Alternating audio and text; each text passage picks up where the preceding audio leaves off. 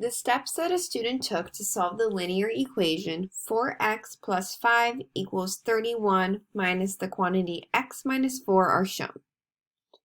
The student made an error in one of the steps. In which step does the error first appear? So here we have an error analysis. We're going to look through steps 1 through 4 here and see where the student messed up. So one of these lines is going to be wrong. So if we look at step 1, we have 4x plus 5 equals 31, and then it looks like they took this minus 1. So remember outside the parentheses here, that minus sign, this is like a negative 1 outside the parentheses. We just normally don't write the 1 there. It looks like we took that negative 1 and we went to distribute it through the parentheses. So negative 1 times x would be negative 1x, which is what we have here. Then, negative 1 times negative 4, remember when we're multiplying or dividing, two negatives make a positive. So, negative 1 times negative 4, if we were just to type that into Desmos, we would see that negative 1 times negative 4 is actually positive 4. And here, that's where the student messed up. This right here should be a plus sign.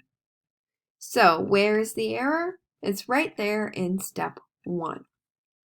So we identified the error. They did the distributive property incorrectly because when they did negative 1 times negative 4, they didn't put that in their calculator, they didn't type it in Desmos, and they wrote negative 4 instead of positive 4. So now that we've identified the error, we need to figure out what the solution to the original equation should be. So again, we have our original equation, and remember when we're distributing, a negative times a negative is a positive. So when we distribute like this, it's going to turn into 4x plus 5 is equal to 31 minus x plus 4. Now we want to combine like terms on the right-hand side of our equation before we do anything else. This 31 plus 4, those are both constants, so we can't combine these.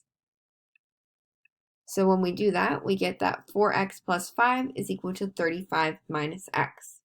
Now we're going to use our inverse operations to isolate the variable and get x on one side of the equation by itself.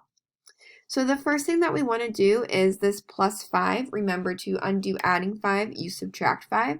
So we're going to start by subtracting 5 from both sides of our equation.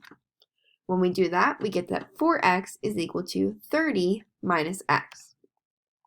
Now we want to get all of our x's on one side of the equation. So this minus x here, I'm going to do the inverse of subtracting, and I'm going to add x to both sides of the equation. Because again, I'm just using my inverse operations to isolate the variable. When I do that, I get that 5x is equal to 30. Remember 5x, that's like 5 times x. So to undo multiplying by 5, we're going to divide. So we'll divide both sides by 5. And when we do that, we'll get that x is equal to 6. So once we've identified that error and fixed it, the correct solution to the problem is x equals 6.